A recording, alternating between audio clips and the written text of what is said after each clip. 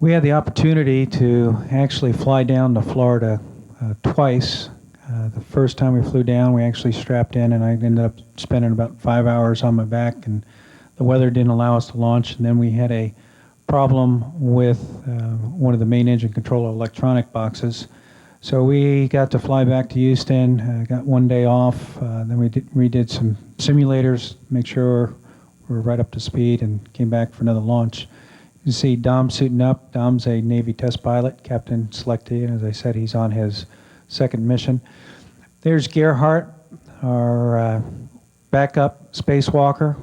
We didn't have to do one, but we were prepared to do one for normal orbiter problems or any payload problems.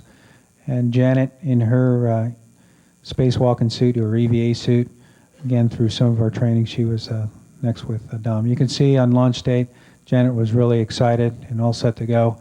As well, Janice. Here's Janice also in our dress rehearsal that we do a couple of weeks before launch. We actually get to drive an armored personnel carrier that, in case we had any kind of problems there at the Cape, we'd get away.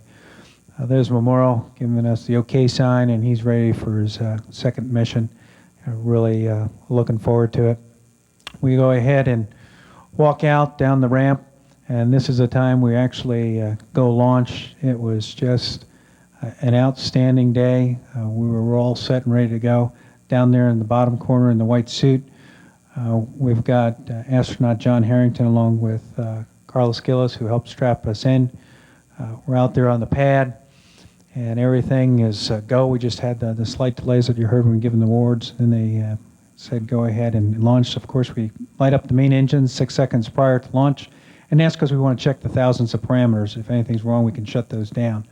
We get the rock that we can definitely feel, and then there come the solids. And I know a lot of you have heard this before, but when the solids light, you really know that something significant in your life has happened. You're just not sure if it's good or not. It was a gorgeous day from inside the cockpit. We do the roll the heads down, and we're on a 57-degree inclination, so going up the coast. Here's another view from the inside. Slight little rumble when the main engines start, and then here we go, bang, there goes those solids. And of course, Janice is in the back. It looks a little washed out here, but she's got this big old grin because she knows that we're on our way, and we're going to get ready to do something that we've been training for over a year. It takes us 2 minutes to get rid of the solids. You can see the big trail that's led by it. After 2 minutes, 2 big cannon shots as we jettison the solid rocket motors. They will burn out. The nose cone has parachutes in them, and they will be recovered off the coast of Florida, about 50 miles out. And then it takes us another 6.5 minutes, once we get rid of the solids, to just go ahead and burn the remainder of fuel in the external tank. We want to get to orbital velocity, which is 5 miles a second, or 17,500 miles an hour. And once we jettison the external tank, which goes into either the Pacific or the Indian Ocean, we're ready to get to work. The first thing we have to do after we get into orbit is open the payload bay doors. This shiny surface is a radiator that lets us get rid of waste heat. We need to get that open within a few hours of arriving in orbit, or we'd have to come back home because we generate so much waste heat. We also have a radar that allows us to send the payload data down at 45 megabits per second, and we can get that deployed. Now we're ready for payload operations. You see Janet and Gerhardt here turning on the payload systems, and the next major event is getting the mast out. You can see the tip plate here starting out and the mast coming with it. The mast is going to be 200 feet long when fully extended, the largest rigid structure ever in space up to this time, and it all folds down into a 6-foot package. So it's a very clever mechanical design that allows that all to happen so smoothly, and you see how well it comes out here. This is the X-band panels and the C-band panels on the outboard antenna that will be at the end of the 200-foot mast. You see a graphic here showing that process. Here's the outboard antenna that's going to have to be flipped over to do mapping. And you can see how impressive that total structure is. The mast triples the moment of inertia of the shuttle when it's hanging that far outboard.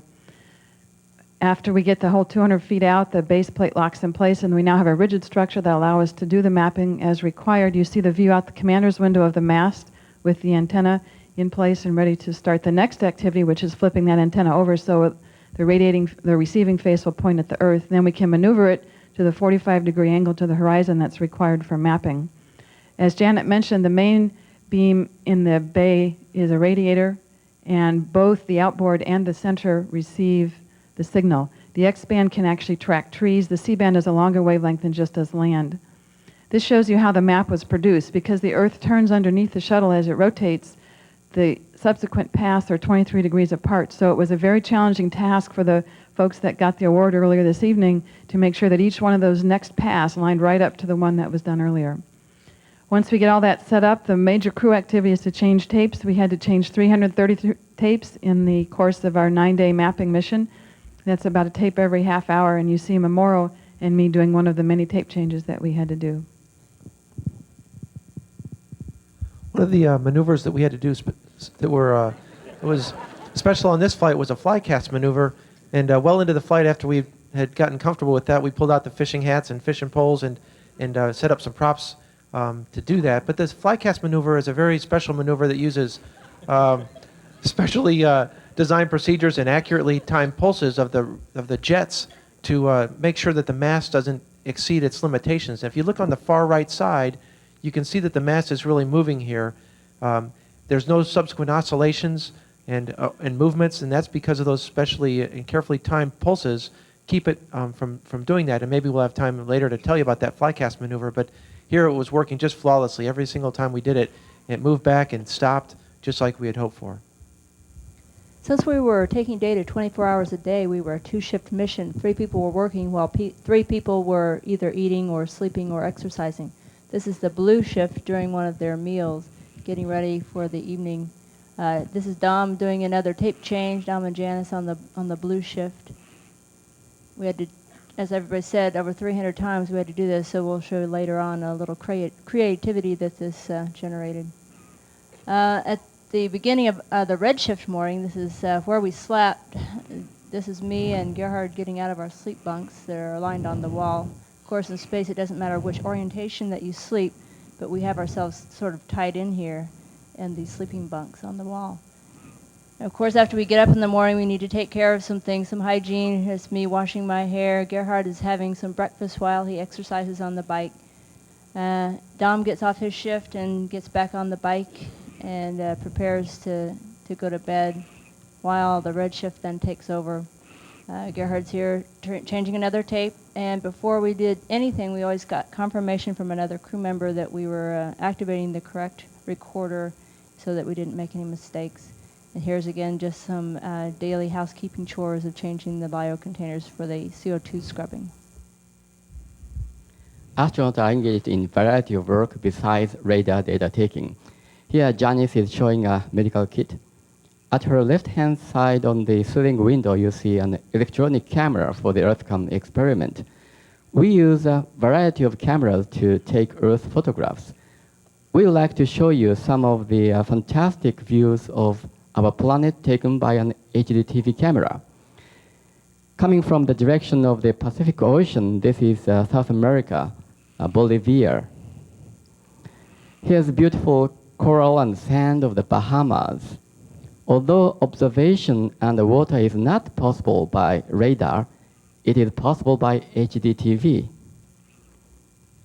This is an interesting feature of the ray chart wind structure seen in Mauritania, Africa.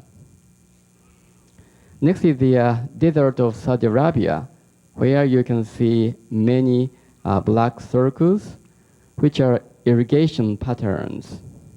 Here, an angled view of Mount Fuji and Tokyo Bay. You can see the Tokyo metropolitan area. We flew over Honshu at Ocean Sangland. Just downside of the lake around the center of the picture is Tsukuba, where Tsukuba Space Center is located. This is the southern Russia and the Black Sea. We again passed the coastlines of South America. This time you can see Ecuador and Peru. Now we are flying over the Mediterranean Sea. There's Malta, Sicily, and the atoll and the hill of Italy. This is Kamchatka Peninsula, featuring a series of volcanoes.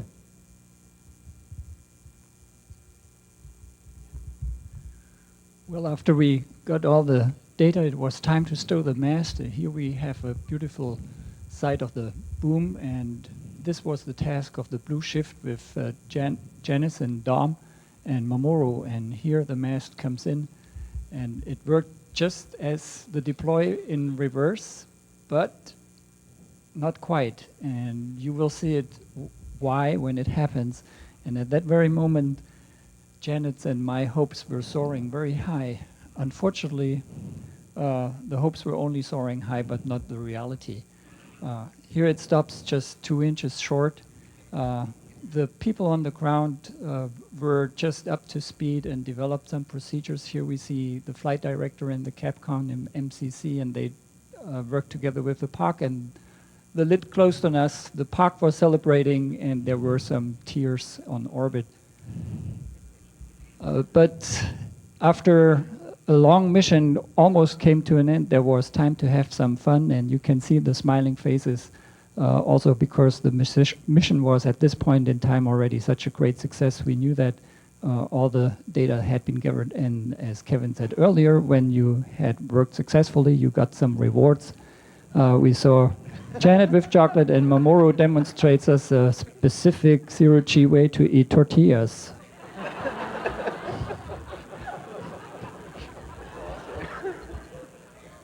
Well, and as you know, in space you can do a lot of things. This is a huge water bubble, and in that we have injected rice cookies and also chrysanthemum. Is that correct, Mamoru? Chrysanthemum. And our brave pilot just sucks it up completely.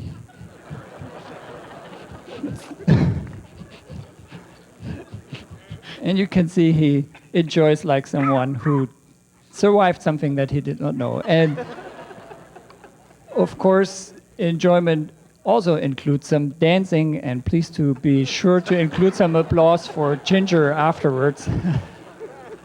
And Janet mentioned already that we had to introduce some creative ways of tape changes, and this is just one of those, which we refer to as the slam dunk tape change. See, And then, of course, it was time to come home again, much too early. It seemed like we had just launched and it was time to come home, and we got into landing day quite aggressively, and we then had to wait an extra orbit because the crosswinds were a little bit high at the Cape, which forced us to come home an hour and a half later, and the sun was a little bit lower, and with that sun angle, that gave the folks on the ground at KSC a couple 100 miles of visibility of the space shuttle as we were approaching. They saw the shuttle probably as early as it's ever been seen, and here we see a picture of the camera looking out the front window as Kevin is now flying us manually smoothly onto centerline, and you can see the symbol overlaying the runway at KSC at runway 33. We intentionally lower the landing gear on the space shuttle at 300 feet, and here we see the landing gear coming down. People on the ground will often wonder why it's coming down so late, but that's the intended time to put it down because the space shuttle doesn't glide very well. But here the gear is coming down, and we see a beautiful picture as Kevin smoothly brings us over the threshold, and it was just a perfect, smooth, flawless landing. You can see nearly a zero rate of descent as the tires spin up as we touch down, and you can see us rolling out on the runway. We were trying to do a test with the crosswind, so we delayed putting the drag chute out until the nose gear touches down, and at that time you can see a charge blow out a drogue chute, which pulls out the main parachute, and the parachute helps us slow down a little bit more than the brakes do, so we limit the use on that. Here you can see Kevin smoothly tracking the center line as we're rolling out, and then at 60 knots we jettison the parachute so that the big lines there don't damage the engine bells. And there the 14th flight for Endeavour and the 97th space shuttle flight in our history is complete.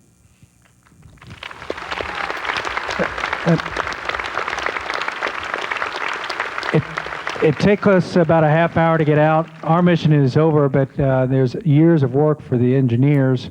Our aim was to try to map the majority of the Earth's surface between 60 degrees north and 60 degrees south. It was done with a lot of folks here at JSC, JPL, and our sponsor was a National Imagery and Mapping Agency.